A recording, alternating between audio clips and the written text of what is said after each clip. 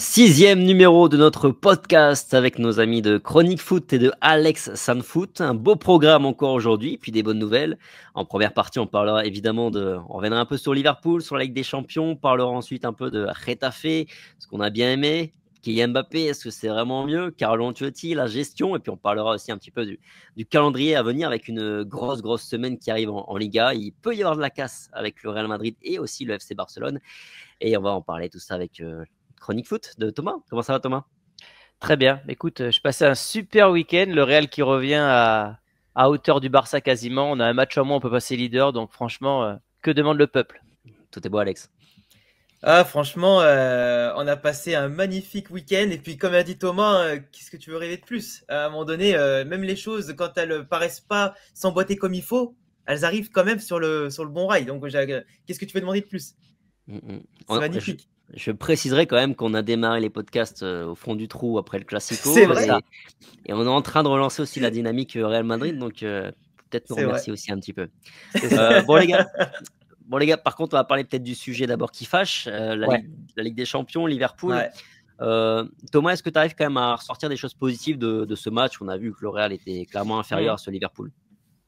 La première mi-temps, je ne l'ai pas trouvée si mauvaise. Alors, dans la gestion du ballon, dans le dernier tiers du terrain de Liverpool, c'était compliqué, mais je trouve que défensivement, on a été quand même bien organisé.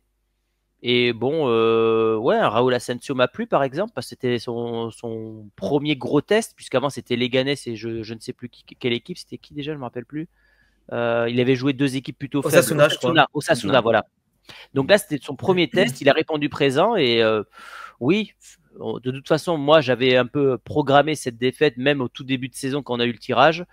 C'est la meilleure équipe, ils ont encore battu hier Manchester City plutôt facilement, il n'y a rien à dire, ils sont au sommet de l'Europe actuellement. Je voulais pas qu'on prenne une tôle, genre un 5-6-0 qui aurait rebalancé le débat de Ancelotti doit-il partir ou pas. On a fait un 2-0. Évidemment, on a été faible. Il y a beaucoup encore de loupés de Mbappé dans ce match-là. Mais voilà, je suis pas catastrophé par cette défaite. Alex? Pour moi, je vais rejoindre Thomas dans le sens où Liverpool, ok, ils étaient largement au-dessus de nous dans plein d'aspects du terrain, mais je pense quand même qu'il y a des regrets parce qu'il y avait la place. Il y avait la place et on a vraiment été trop maladroit dans les transitions, dans la faculté à aller vers l'avant. 2-3 touches de balle, pas plus, on n'arrivait pas à les faire.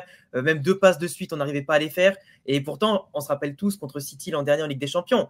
On attaquait qu'avec Vinicius Rodrigo. Et ça y arrivait. Donc là, on a bien vu qu'en l'absence de Vini, c'est sûr qu'avec un effectif complet, on aurait pu espérer mieux, c'est sûr. Et donc c'est pour ça qu'après tu dis, en fait, il y avait la place. Et tu dis surtout que le Real, malgré les coups durs avec les absences et tout, on a quand même de la ressource. Ça manque un petit peu de confiance pour certains joueurs, mais je me dis que même en l'absence de certains, si les autres arrivent à avoir ce grain de folie, de confiance qui leur manque, ça peut amener de belles choses pour février, quoi. Donc cette défaite était plus comme Thomas attendue, mais il y a des lueurs d'espoir quand même assez intéressantes. Je ne suis pas catastrophé de cette défaite. C'est plus le classement qui commence à m'inquiéter parce que voilà, on est la dernière équipe qualifiée. C'est plus ça entre guillemets qui m'énerve un petit peu. Mais oui, Liverpool était au-dessus. Maintenant, si on les re-rencontre en mars, avril et qu'on est au complet, je me dis qu'il y aura la place. Oui.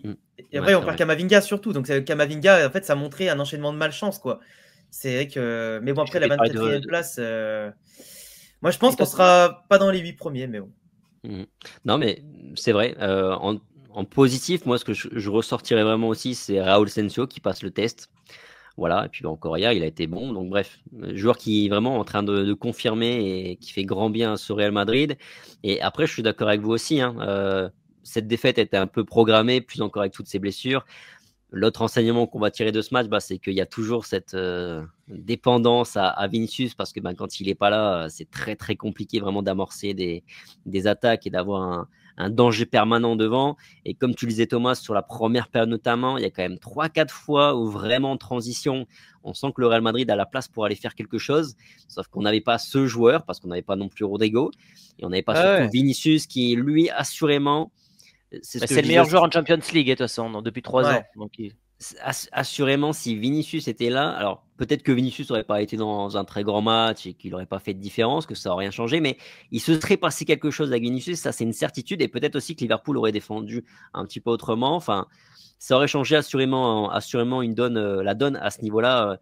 Donc voilà, et comme vous, je ne suis pas non plus plus inquiet que ça par rapport à cette équipe de Liverpool. Si on les retrouve en mars, en avril, ça pourrait changer la donne. Mais en tout cas, je ne sais pas vous, mais moi, au-delà de cette défaite, ce qui me pose problème après ce match, ce qui m'a fait le plus mal après ce match, ce n'est pas la défaite, c'est la blessure de Camavinga. C'est un vrai coup dur, je trouve. Ouais, parce qu'en plus, il fait une masterclass dans ce match-là. C'est vraiment le gars qui est au-dessus du lot. Dans ce poste de numéro 6, ça lui va à merveille. Et on en parlera après parce que Ceballos a brillé hier. Mais Tchouaméni va devoir s'arracher pour retrouver une place de titulaire à ce poste-là. Parce que moi, désolé, mais Ceballos Camavinga, ils ont pris une longueur d'avance sur le français là. Bah surtout que tu fais bien de le dire, parce que là, Camavinga, en fait, ce qui est dommage, c'est qu'on dit à chaque fois, c'est pour lui, là, c'est l'année, la confirmation, c'est l'année, il doit vraiment s'imposer en 6. Et le pauvre, il a toujours la malchance d'avoir une blessure qui vient le couper en plein vol. Et là, le problème, c'est qu'en plus, il faisait un match fantastique. Et vraiment, s'il y avait de l'espoir dans le match que le Real remonte quelque chose, c'était avec lui, quoi. Et franchement, le voir se blesser, tu te dis, c'est le coup de grâce, c'est le coup de trop pour le Real. Sur le moment, du moins, hein, j'entends. Mais c'est vrai que quand tu vois à côté que les autres joueurs qui l'accompagnaient n'étaient pas transcendants, il arrivait quand même à les galvaniser un peu par les rentrées physiques qu'il faisait, par les remontées de balles et tout. Mais c'est vrai que c'est dommage de voir qu'il n'était pas assez accompagné à ce match-là parce qu'il maintenait à flot avec le trio Rudiger, Raúl Asensio, le côté défensif. Et franchement, la stabilité qu'on avait, c'est dommage qu'elle n'était pas accompagnée par des profils créatifs qui n'étaient pas trop dans l'excès de. Quand tu vois Arda Güler, par exemple, il veut trop faire les choses justes. Tu vois. Et en fait, je trouve qu'en ce moment, ils ne prend pas assez de risques.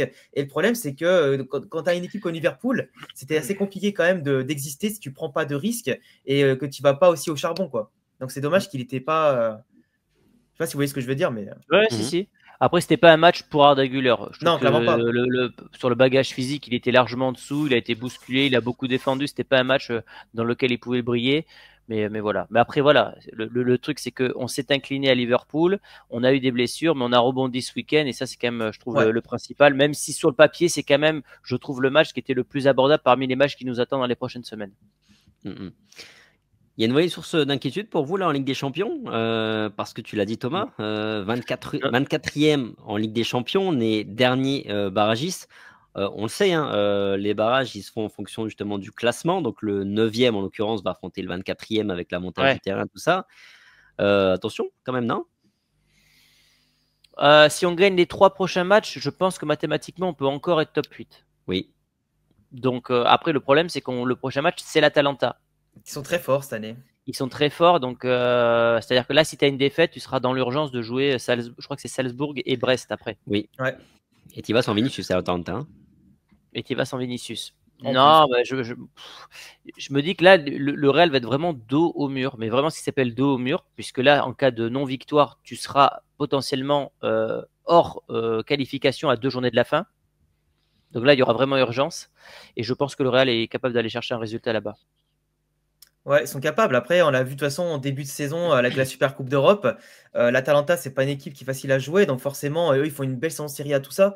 Ce serait quand même dommage d'être dans l'urgence, de devoir gagner contre le Salzbourg à domicile et à Brest en plus après à l'extérieur, qui font quand même une belle saison de Ligue des Champions, mais si on a vu leurs limites contre le Barça. Mais le Real, honnêtement, je les vois pas dans le top 8. Après, est-ce que je suis inquiet? Non, parce que ça reste quand même le Real en Ligue des Champions. Ils sont capables de se surpasser pour les derniers matchs. Par contre, comme tu dis Thomas, affronter un gros du classement qui pourrait traîner entre la 9 et la 12e place si on venait à pas trop remonter, ça pourrait être chaud. Après, le Real, sur phase éliminatoire, on les connaît. Aller-retour, surtout aller-retour. Et globalement, moi, ce qui m'embête un peu, c'est qu'on a quand même un calendrier qui est surchargé déjà. Quand tu vois 9 matchs en janvier, si on va au bout de chaque compète et de chaque tour, presque 8 ou 9, je ne sais plus, en décembre, un truc comme ça, ou 7, je ne sais plus. Mais ça fait quand même beaucoup. Et tu arrives avec encore des 16e de finale à jouer en Ligue des Champions. C'est plus ça, c'est plus le calendrier qui m'inquiète plutôt que la confrontation. Alors, sauf si tu tapes un Manchester City ou un Bayern, là, évidemment, je peux être potentiellement inquiet. Mais le Real nous a toujours rassurés en phase d'élimination directe depuis quelques années. Mais c'est plus le fait, voilà, on va rattraper un match contre Valence. Si on a encore 2 matchs supplémentaires, je me dis que ça fera déjà 3 matchs potentiellement de plus par rapport au Barça. Et ça, dans une course à la Liga, à un moment, ça peut se payer. Bah, surtout que. Attends, on en reparlera après, mais moi, c'est plus la gestion de Carlo qui m'inquiète sur ça, mais on en reparlera un petit peu après. On va y aller, Alex. Mais sinon, je suis d'accord avec vous. Un barrage, ça me fait pas peur. Enfin, une double confrontation, soit ça me fait pas peur. C'est plus les autres qui veulent éviter, qui vont vouloir éviter le Real Madrid et se dire. Évidemment. merde. On se fait un barrage et on se tape quand même le Real Madrid. On a fait tout ça pour ça. Ouais, c'est ça.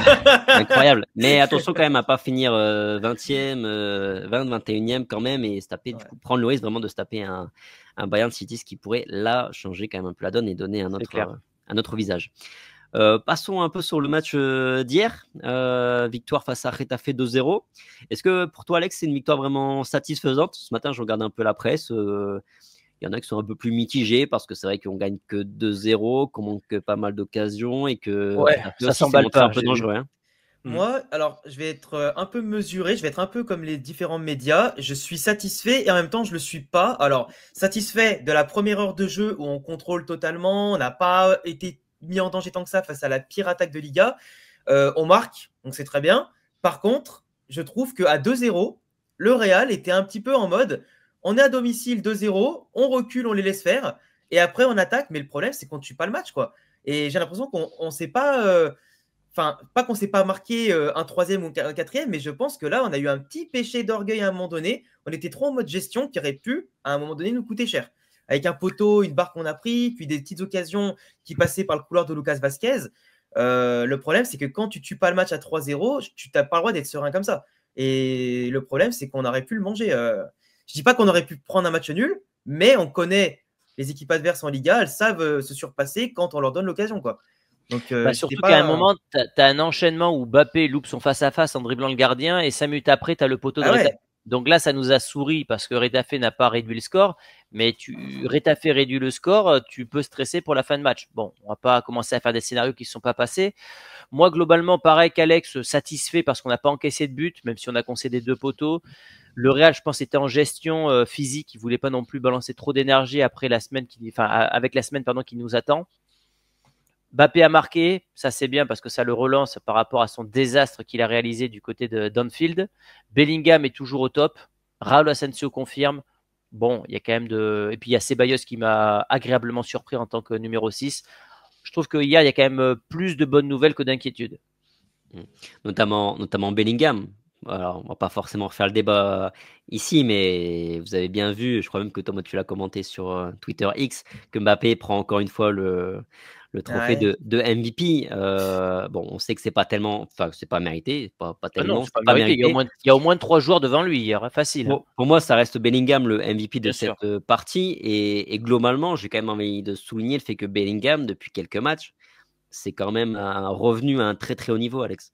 Ah, Bellingham, c'est un régal. Moi, franchement, ça me faisait trop de la peine. On en avait déjà parlé dans les derniers podcasts, que ça me faisait trop de la peine de le voir courir partout, de ne pas être canalisé, de ne pas jouer à son bon poste, à son bon rôle. Là, il a retrouvé sa zone. Il est enfin quadrillé parce qu'à côté, tu as des joueurs qui occupent les autres zones. Et je pense que même lui, il a dû comprendre au bout d'un moment que l'excès d'effort n'allait pas dans le bon sens. Et là, le voir autant gérer à des moments de manière plus reculée le jeu, le tempo et tout, mais de manière intelligente, il fait des appels dans la verticalité et tu le vois, mais il est tellement libéré, je trouve, dans les gestes, il perd pas un ballon, il arrive bien à orienter le jeu, enfin, tu vois, et quand il est à la finition comme ça aussi, bon là c'est un penalty, mais ce que je veux dire, c'est qu'il a un niveau de confiance actuellement sur les 3 derniers matchs qui fait plaisir à voir et il galvanise tout le monde à côté. Et un Bellingham comme ça, mais on l'a entendu dans le public hier, hein. Bellingham, il a joué que 45 minutes, mais c'était pour moi hier le chouchou numéro 1. Un but, une passe D, et c'est clairement le MVP du match. Et quand je le vois à ce niveau-là, qu'est-ce qui peut arriver au Real? Quand il est à ce niveau-là, c'est plus du tout le même Real, ça c'est clair. Ah ouais. Je pense que c'est vraiment important pour lui qu'il ait une dynamique en termes de stats, parce que ça le rendait malheureux en ce début de saison de ne pas marquer, de ne pas avoir de passe D. Là, il est sur 3 buts consécutifs sur les 3 derniers matchs de Liga. Il a marqué un penalty. Et là, il y a un débat qui va pouvoir être posé aussi à Carlo Ancelotti, c'est que dans sa carrière, il a loupé aucun penalty, Bellingham. Donc quand on se demande si c'est Vinicius ou Mbappé qui doit le tirer, peut-être que Carlo Ancelotti, à un moment, il doit dire bah non, c'est Bellingham, parce que Bellingham, il se sacrifie aussi pour l'équipe, il a le droit aussi d'avoir son moment pour briller en termes de stats. Et moi, je trouve que ce serait un bon débat à mettre sur la table pour le coach italien. Mais oui, pour moi, c'est l'homme à retenir de ce match-là, même s'il a joué qu'une mi-temps. Tu vas sur le débat des pénaltys, tu as le volume de tentatives de Bellingham? Parce qu'il n'y en a pas beaucoup, je crois. 3-4 entre Dortmund et le Real, il ne doit pas en avoir tiré beaucoup, mais. C'est ça aussi qu'il faut tenir. Je crois que c'est 7 ou 8. Je crois. Je vais te trouver la stat. Je vais la chercher pendant que vous parlez là. Parce que c'est vrai que c'est un débat qui peut exister. Je pense qu'il ne reviendra pas au goût du jour. Je pense que Carlo a tranché, enfin, même faussement tranché, j'ai envie de dire, entre Vinicius Il n'a pas et, tranché, non. et Mbappé en les laissant décider les uns les autres. Mais après, Mbappé, il a quand même de grosses stats aussi, avec un très gros volume de tentatives pour le coup. Et Vinicius aussi, parce que Vinicius, il rate pas son premier penalty en carrière contre le Brésil, là, Avec le Brésil, durant ouais. la dernière trêve. Mais sinon, c'est pareil, il a des grosses stats aussi, Vinicius, en termes de réussite dans cet exercice-là. Je crois que Rodrigo, lui, par contre, est un peu en dessous au niveau des stats. Mais pareil, il n'a pas un gros volume Ouais, donc de c'est ouais, tentatives.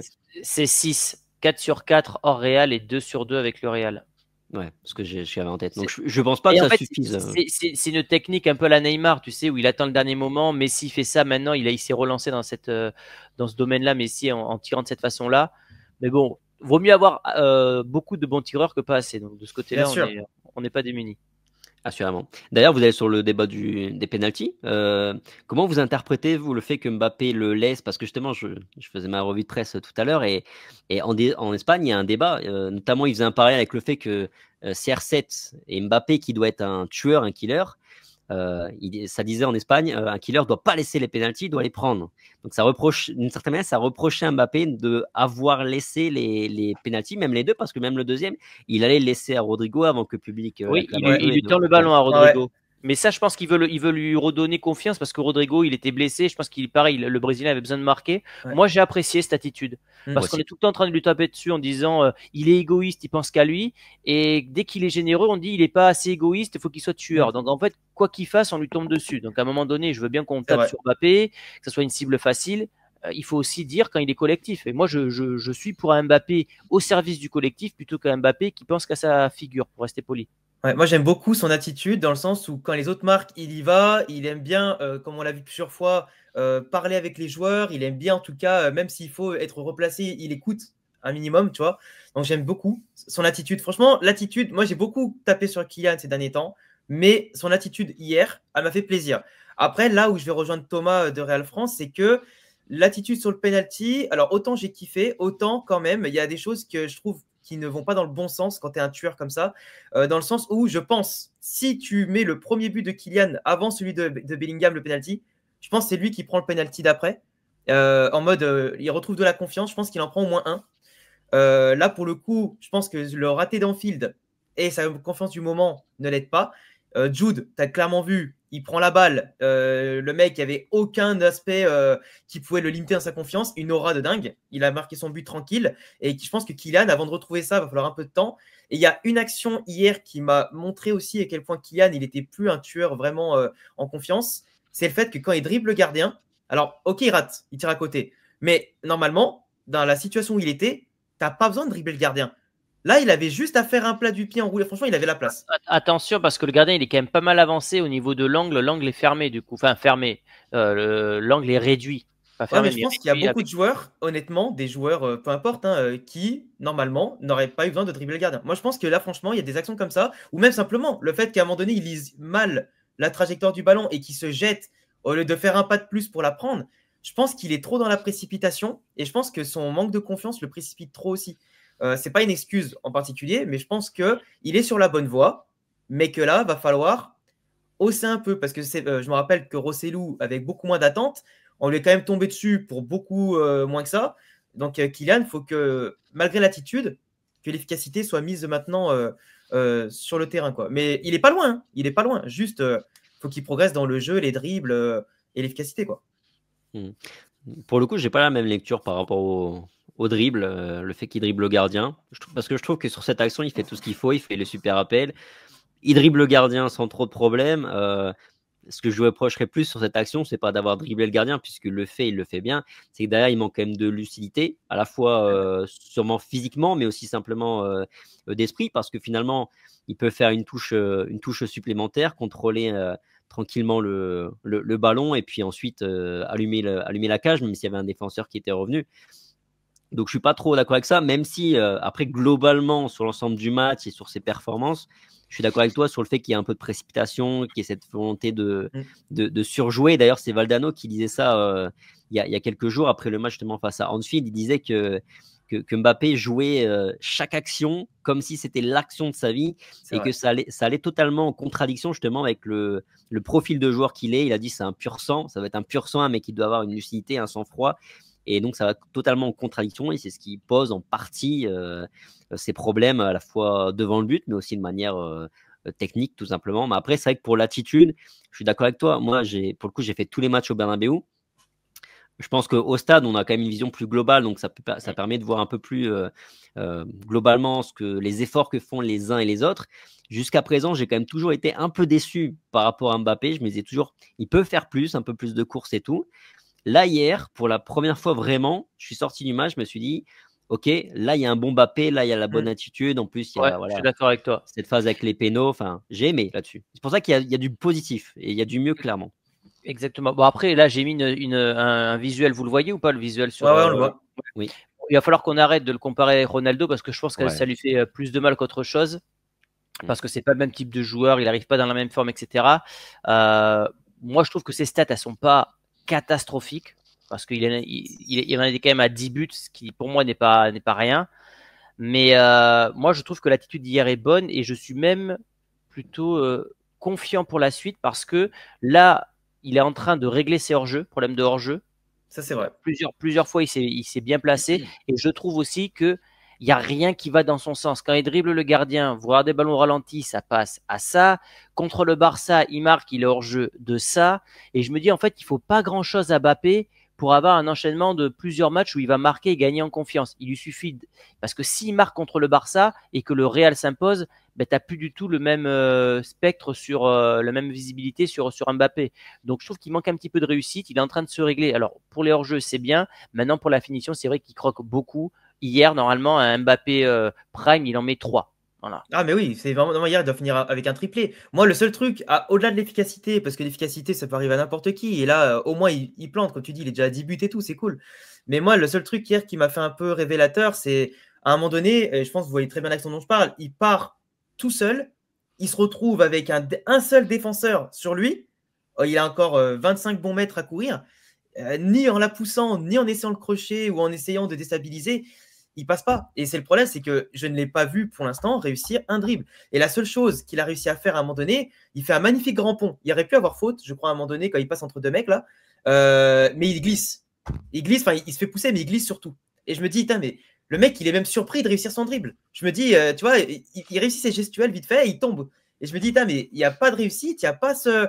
J'ai l'impression que ces actions, il les imagine pas comme avant. Moi, je suis persuadé qu'à l'époque de la France Prime et avec le PSG, il imaginait déjà ses actions et il allait au bout de son truc. Et je pense qu'il était tellement sûr que ça passait qu'il plantait des doublés, des triplés. Là, au Real, j'ai l'impression qu'il arrive, il visualise pas trop. Et quand il a fait, ça va pas dans son sens, comme tu disais à l'instant. Mais moi, je trouve qu'il lui faut pas grand-chose. Mais c'est encore beaucoup à faire. Le truc, c'est que là, il faut bien avoir conscience que Mbappé, il a touché le fond. Et je pense que là, sur les prochaines semaines, même sur les prochains mois, quand on analyse les performances de Mbappé, il ne faut pas avoir pour référence le Mbappé d'il y a 3 ans parce qu'il est au fond du trou. Donc, il faut tenir compte du fait de ça. Et c'est pour ça qu'on est positif là, avec Thomas, parce qu'on justement, on tient compte de son début de saison et que là, on a vu vraiment du mieux. Effectivement, c'est encore très imparfait. Techniquement, c'est encore quand même très faible. Il fait pas de différence, comme tu l'as dit, en un contre un, contrairement à Rodrigo. Rodrigo, 2-3 fois, tu le vois sur le côté gauche. En un contre un, lui, son adversaire, il le mange, il n'y a aucun souci. Mbappé, pas du tout. Mais il y a du mieux, comme disait Thomas, par rapport au réglage, par rapport au fait des hors-jeux, par rapport au fait aussi qu'il a joué plus intelligemment, dans le sens où il a fait beaucoup, beaucoup plus d'appels en profondeur et les ballons, ils arrivent, il n'y a aucun problème. Et puis voilà, il y a aussi un peu ce manque encore de réussite, de lucidité, mais c'est sûr et certain, il y a un moment donné, ça va arriver. Il y a un match, le plus tôt possible, je le souhaite, mais où ces 3 occasions-là qu'il a eues, il va les mettre dedans. Il y a un match où il y a tout qui va rentrer. Et voilà, c'est ça. Ça va marquer un tournant dans sa saison. Là, il y a la Bilbao, là. Ouais. Déjà, il y a un truc qu'il fait, c'est que le but, c'est typiquement ça. Il frappe généralement avec le défenseur qui est devant lui. C'est quelque chose qu'il avait travaillé au Paris Saint-Germain. Il avait dit, je crois, sur Amazon, c'était pour justement éviter de devoir dribbler un joueur pour automatiquement tirer derrière. Donc, il a travaillé cette frappe pied droit enroulé qui lui permet de marquer dans des situations parfois compliquées. Maintenant, ce qui lui manque, je trouve, c'est de pouvoir, dans certains cas, taper pied gauche. Je le vois très rarement frapper du pied gauche et parfois, vu qu'il est côté gauche et qu'il est sur son pied gauche, il doit pouvoir frapper pied gauche croisé. Ça pourrait lui permettre de se créer des occasions de but parce que je pense pas qu'il va retrouver sa capacité de dribble. Par contre, je crois fortement à sa capacité de finition lorsqu'il va prendre la vitesse, prendre le devant par rapport au défenseur. Ça, j'y crois. Maintenant, retrouver des dribbles à la Vinicius, ça, je pense que malheureusement, c'est un peu comme Ronaldo.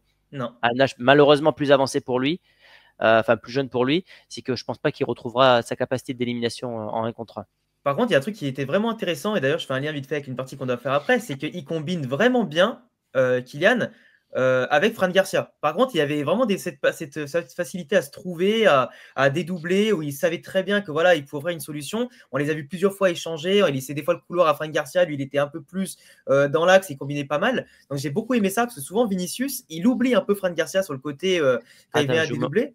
Et franchement, j'ai bien aimé cet aspect-là. Et c'est vrai que, tu vois, Kylian, on ne peut pas lui en vouloir, par contre, des fois, de vraiment donner la balle aux autres, de trop vouloir combiner et de ne pas trop prendre de responsabilité, entre guillemets, par période du match, hein, ça arrive.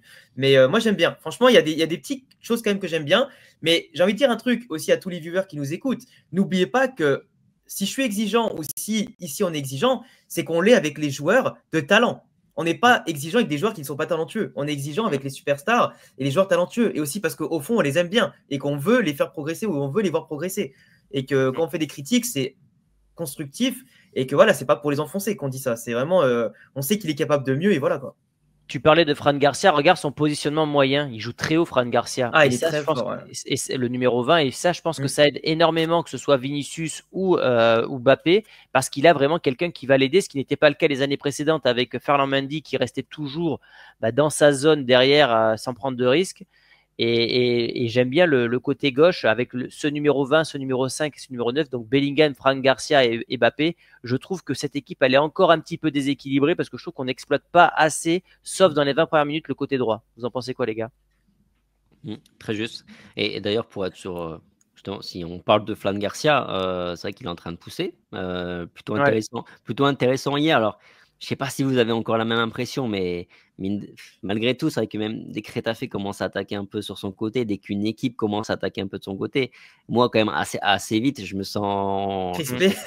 Un peu crispé, frileux. Je sens qu'à tout moment, tu vois, il va se faire arracher. Mais là où il est très intéressant, effectivement, c'est dans son activité. Alors après, pour l'instant, ça manque encore quand même pas mal de lucidité parce que dans la dernière passe… Il se précipite, ouais. Il y a de la précipitation ou alors il n'ose pas forcément faire la passe. Moi, à l'esprit, j'ai seulement une passe véritablement où je cherche Mbappé en profondeur, enfin dans la surface, mais une passe ras du sol. Le gardien, ouais. Ouais, elle finit dans les bras du gardien parce qu'il n'a pas attendu cette demi-seconde supplémentaire pour que Mbappé arrive plus dans le bon élan. Enfin, il manque encore de lucidité clairement offensivement. Défensivement, ça manque aussi toujours de solidité, on va dire. Mais en tout cas, dans l'activité, c'est intéressant et on peut dire qu'il y a eu un rapprochement entre Ferland Mendy et Fran Garcia aujourd'hui parce que, notamment parce que le Français, il est très mauvais des deux côtés du terrain. Surtout, vous avez vu la stat qui est sortie aujourd'hui sur Fran Garcia. Le Real n'a perdu aucun match cette saison lorsque Fran est titulaire. Mine de rien, malgré les gros matchs. D'accord, il n'a pas fait les gros matchs, c'est vrai, mais bon. C'est vrai, il n'a pas fait les gros matchs, mais je trouve que par rapport à la saison dernière, c'est le jour et la nuit. Il y a quand même, il a gagné en confiance. Il y a encore beaucoup d'imperfections. La semaine dernière, je vous parlais que dans les stats, il est considéré comme à chaque fois dans chaque ligne dans le top 3 à son poste. Il y a une vraie progression. Maintenant, il doit encore progresser sur le plan défensif et sur le dernier geste, comme par exemple la passe qu'il loupe hier à Mbappé. Mbappé lui dit, je crois que c'est espera. Ouais. Donc voilà. Ça rappelle Marcelo un petit. Enfin, alors pas d'un aspect technique, mais je veux dire Marcelo à l'époque, quand il avait grandi au Real Madrid. Non, mais attends, je m'explique parce que c'est. Roberto Carlos. Non, mais Marcelo à l'époque, je veux dire, défensivement, il était vraiment pas ouf. Il y a eu un moment donné où il était purement offensif, technique et tout. Mais Marcelo, pendant un bon moment, il avait quand même subi énormément sur l'aspect défensif, mais avec le temps, il avait progressé, il était devenu une machine. Me dit Fran Garcia, si tu lui donnes pas ce rythme-là, si en plus après tactiquement tu l'aides pas trop à progresser, ça va être un peu compliqué. Mais par contre, si tu lui offres cette base défensive au fur et à mesure, il va devenir extrêmement complet. Après, il a la malchance ou la chance peut-être de voir arriver Alphonso Davies cet été. On ne sait pas ce qui va se passer avec Miguel Gutiérrez, on ne sait pas ce qui va se passer avec, avec Ferland Mendy et tout, tu vois. Mais ce que je veux dire, c'est que Fran Garcia, pour moi, il a le potentiel. On l'a vu hier sur certaines phases de jeu. Même quand il venait défendre et qu'il repartait plein axe avec la balle, il a des possibilités intéressantes. Et pour moi, derrière, quand il comprendra que la précipitation, c'est pas la meilleure des choses, et que toute la technique, toute l'avance qu'il peut avoir en vitesse et en technique, il le mettra au bon timing sur ses centres et tout, mais je suis persuadé qu'il va apporter énormément. Après, quand tu as Ancelotti qui, à la fin du match, on lui parle de Fran Garcia, et lui, son premier réflexe, c'est de parler de Ferland Mendy, c'est sûr que ça aide pas, quoi. Mais bon, après, le gamin, il est en confiance. Il y a une vraie concurrence. Il y a une vraie concurrence entre les deux. Il y a un truc que moi, j'aime pas, c'est qu'on vient te valoriser un joueur, ne lui parle pas de son concurrent directement. Enfin, c'est un petit peu chiant. Enfin, quel signal t'envoie? Dis juste que le joueur, il a fait un bon match, mais viens pas dire, mais Ferland Mendy a gagné 2 Ligues des Champions, etc. On s'en fout de ça. Parle que de Fran Garcia. Le gars, il a fait des bons matchs, encense-le. C'est tout. Tu veux réagir, Thomas, à ça? Je te vois un peu. Ouais, non, mais alors moi, je vous le dis honnêtement, je suis pas du tout, toujours pas convaincu du tout par Fran Garcia. J'ai du mal à imaginer vraiment un avenir où il s'impose en tant que titulaire. Moi, je crois surtout que ce qui va se passer, c'est que Davis, il va arriver et puis il va sauter les deux. C'est sûr. En tout cas, en l'état, il aurait aucun problème. Il y a peut-être un monde où il y a Gutiérrez et Davis qui arrivent et les deux partent aussi. Hein. C'est pas impossible. Non, en plus. Et même la comparaison avec Marcelo, je trouve qu'elle est pas juste parce que Marcelo, techniquement, offensivement, ça a toujours été un monstre. Défensivement, il a jamais été vraiment bon, hein, Marcelo, défensivement. C'est juste qu'il y a on va dire, sur le prime de sa carrière, bon, ça faisait le job. Puis au Real, il y avait quand même un bon équilibre défensivement. Enfin, on avait Ramos, Pepe, enfin, c'était oufissime. Donc Casemiro, donc ça couvrait vraiment bien les brèches que Marcelo pouvait laisser. Et puis, la meilleure défense, c'est l'attaque, hein, comme on dit. Donc le Brésilien, c'est faire à div. Donc, non, je trouve que Fran Garcia, il est vraiment des années-lumière de Marcelo. De Marcelo. Mais ouais, non, moi, Fran Garcia, je suis pas convaincu. Et de toute façon, même nous, la réponse, on va y répondre facilement. C'est-à-dire que je vais vous dire, vous faites jouer qui face à Bilbao ou face à une équipe un peu supérieure? Je pense tout de suite, vous allez dire quand même Mendy parce que défensivement, on va dire qu'il y a un peu plus de fiabilité. C'est vrai. Le Mendy de l'an dernier. Après, honnêtement, le Mendy de cette année, moi, j'hésite à le mettre. Enfin, je le mettrais peut-être pas contre Bilbao, tu vois. Genre là, il va affronter Nico Williams et tout. Je me dis. Après, ça a testé, évidemment. Tu dis, on se base sur les garanties de l'an dernier. Mais moi, quand je regarde les garanties de ce début de saison, Ferland Mendy se fait mélanger par n'importe qui. Donc, je me dis, c'est pas une garantie Fran Garcia ou Ferland Mendy contre Bilbao, tu vois. Et surtout qu'à l'extérieur, tu auras aussi l'opportunité d'avoir des contre-attaques, ce qui n'est pas forcément le cas à domicile parce que les équipes, lorsqu'on reçoit Bernabéu, jouent souvent très basse.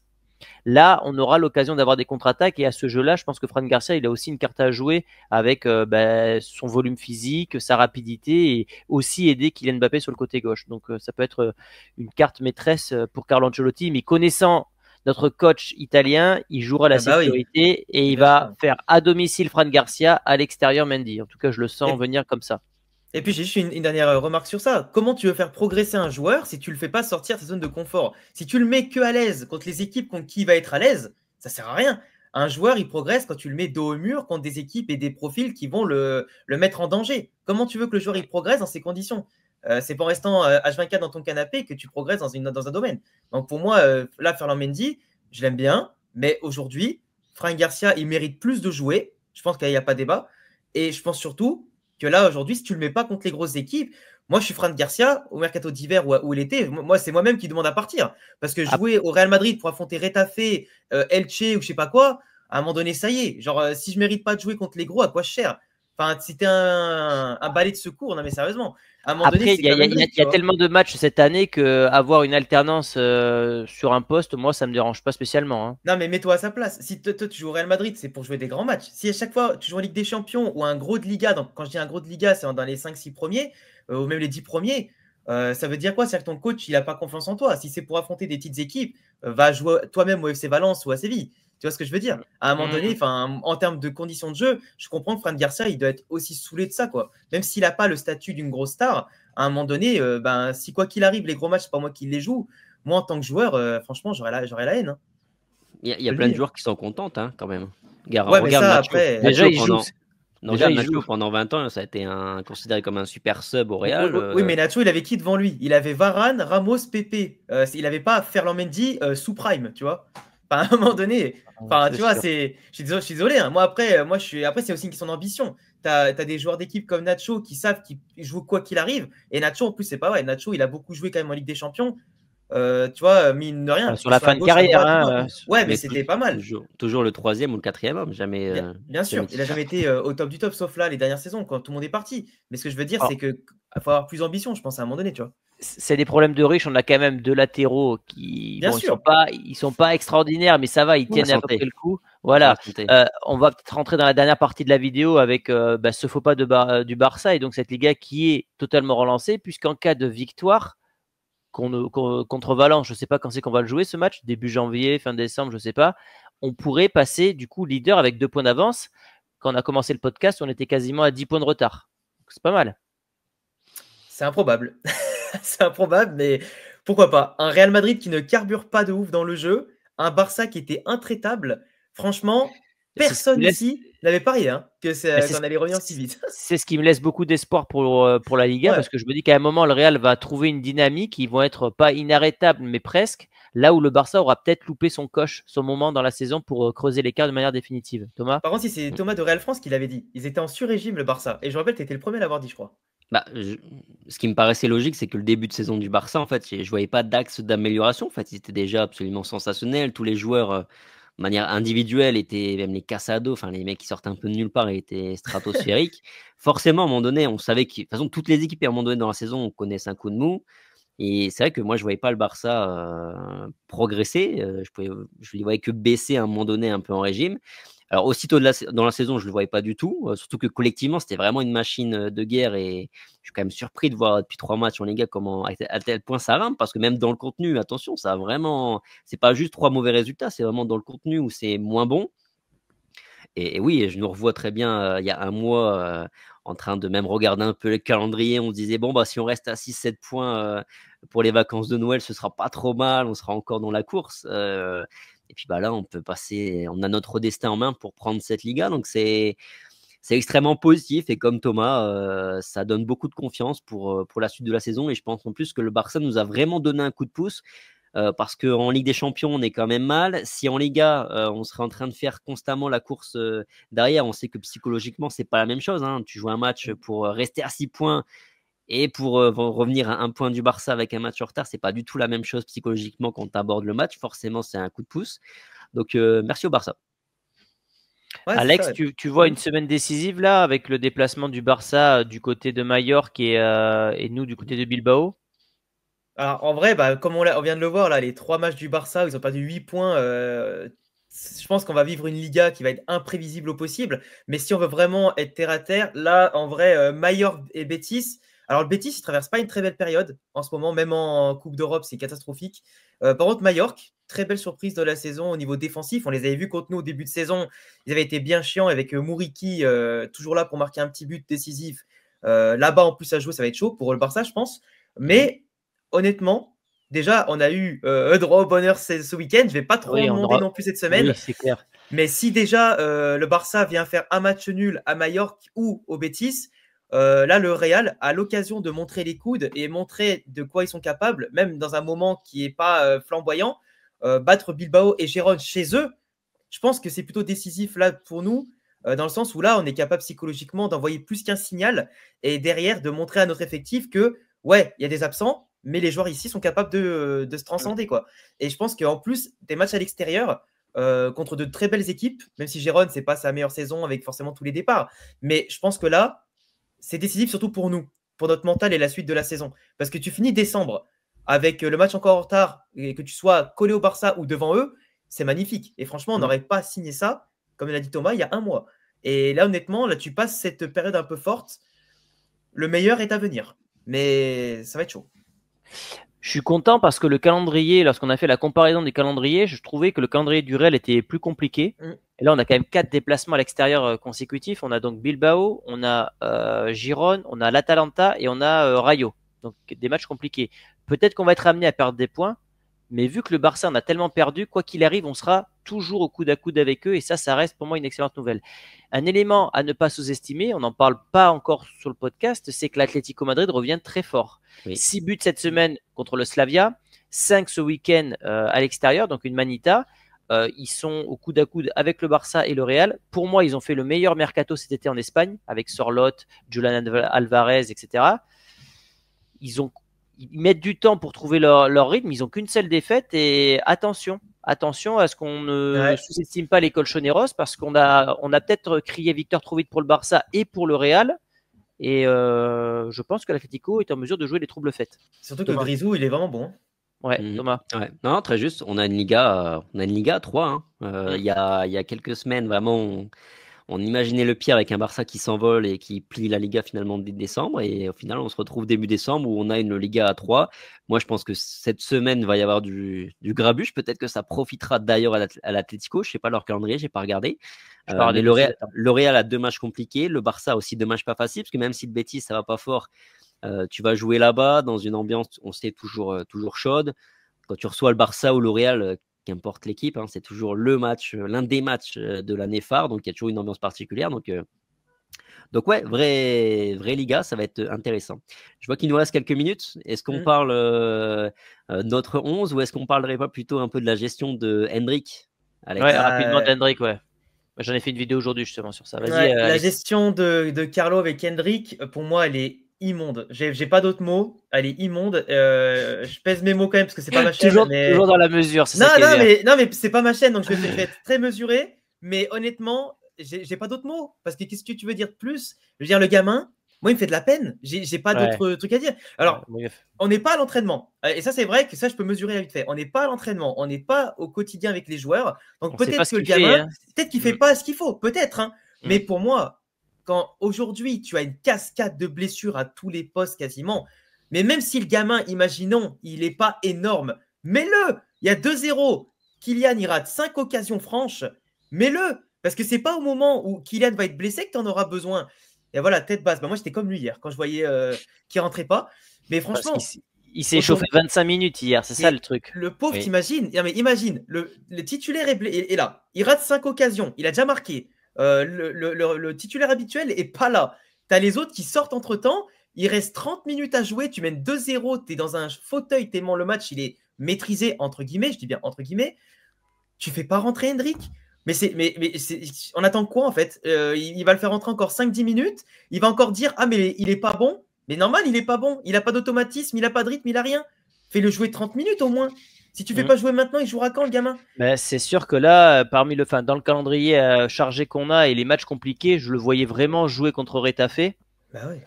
Donc désagréablement surpris de ne pas l'avoir vu jouer, et j'ai peur qu'il ne soit plus concerné, parce que quand le mec s'entraîne, il s'échauffe et qu'il rentre pas, et qu'il ne rentre pas, bah, tu peux perdre le joueur. Et là, hier, Mbappé a marqué, donc tu pouvais sortir Mbappé largement à la 70e et le faire jouer 20 minutes.